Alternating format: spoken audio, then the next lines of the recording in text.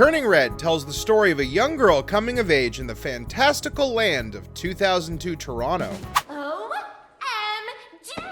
Poor May has a lot of problems, the least of which is that she turns into a giant red panda when she's upset. The story of the young Canadian may seem far-fetched, but it's Pixar's most personal feature film yet. Written and directed by Domee Shi, Turning Red contains a lot of firsts for Pixar and Disney. It also joins a very rare and exclusive club, films actually set in Toronto. But how did this little movie about a big red panda come to be? Who is the Chinese-Canadian woman driven to tell this story? And how did Harry Potter fan drawings lead her to an historic Oscar win? I'm Chris Goodmakers with ScreenRant, and this is Behind the Making of Turning Red. The woman behind the girl behind the red panda is Domee Shi. Domee immigrated to Canada with her family at the very young age of 2. Growing up in Toronto, she was a self-described awkward and nerdy girl. Her love of drawing started early, with her often carrying around sketchbooks. A common subject for young Domee was various pieces of fan art, something her dad is still very happy to share. She sketched anime interpretations of Harry Potter and others. Sharing this fan art helped drive her ambition and creativity. It's this time in her life that would serve as the biggest inspiration for Turning Red, as well as her relationship with her own mother. The inspiration behind this movie was to make it for that 13-year-old me. Like May, she would draw saucy images and hide them under the bed. She also talks about her mother's tendency to keep her close, and how that could cause friction in her life. Domee attended and then graduated from Sheridan College in 2011. During her time at school, she would animate 10-second shorts that included a twerking rodent.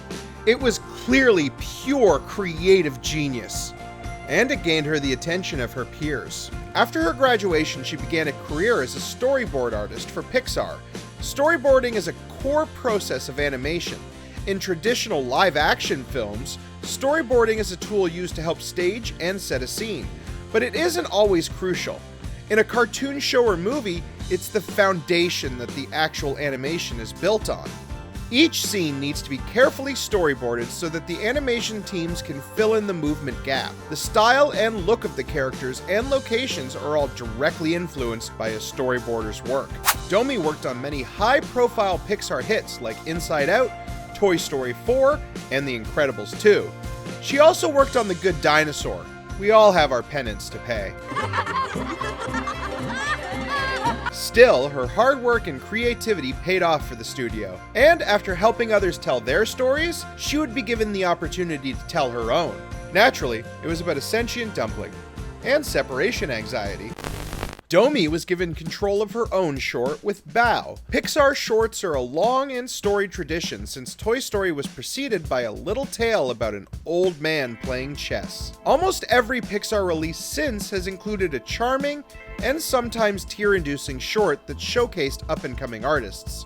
For Incredibles 2, Pixar was looking for something new and unique. Domee's idea was put into production and she began working on the short. She had a lot on her shoulders because she was the first woman to direct a Pixar short, which is shocking considering there had been 34 previously. She worked on the short for 2 years on her own before bringing in other people to aid in the final production. While doing research, the animators were forced, look at me, look at my fingers, forced to eat hundreds of delicious dumplings at a local highly reviewed Asian cuisine restaurant. And they heroically expensed it all too. All of Domee's hard work paid off massively when Bao was nominated for and then won the Best Animated Short Oscar. She accepted her statue at the 91st Academy Awards while looking absolutely stunning. See, kids? Despite what your math teacher says, Draco Malfoy fan art is a pathway to great success.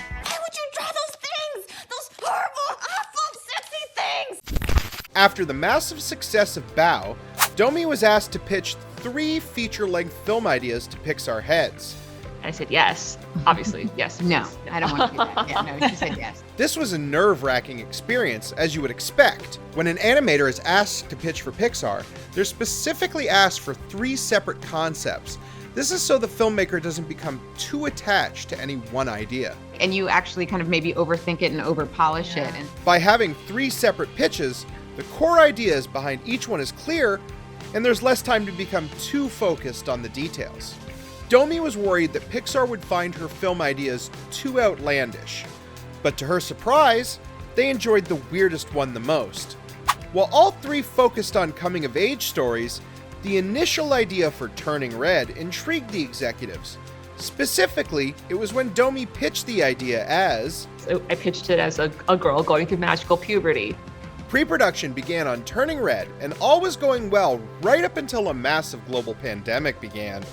This caused some issues with Domee's ability to work with the team she was assembling.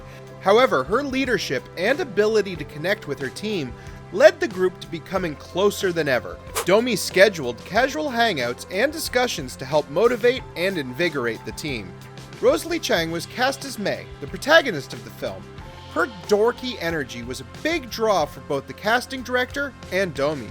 They wanted a lead that could embody an awkward teen that doesn't think she's very awkward.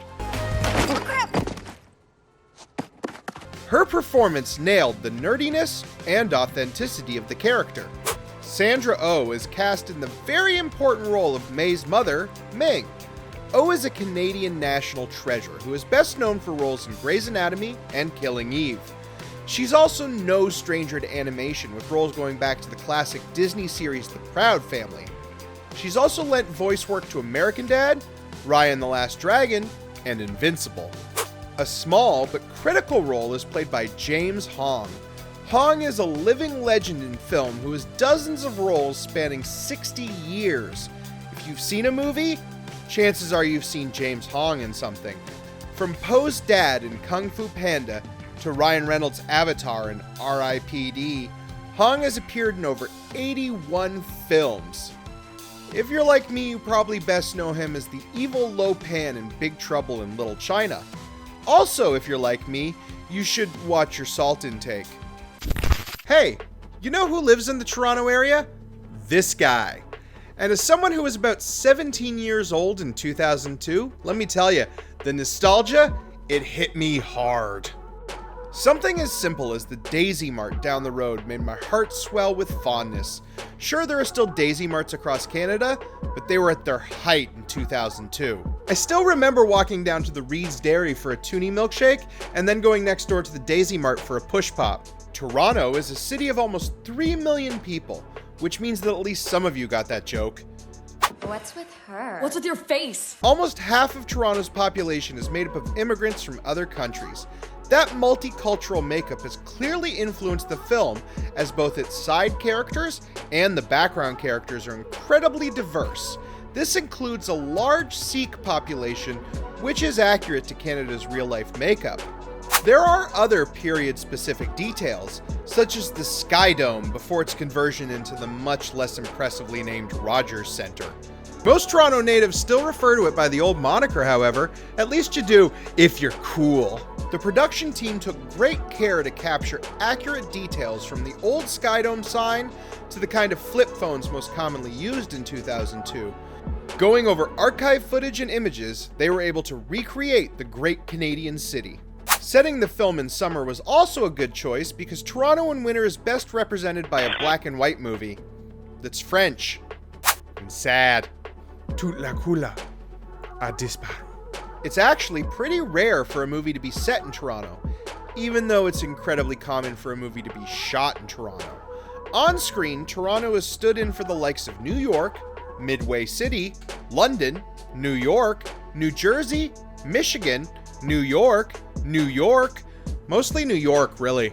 There have been a few examples of Toronto set films in the last few years, particularly Scott Pilgrim vs. the World and Enemy.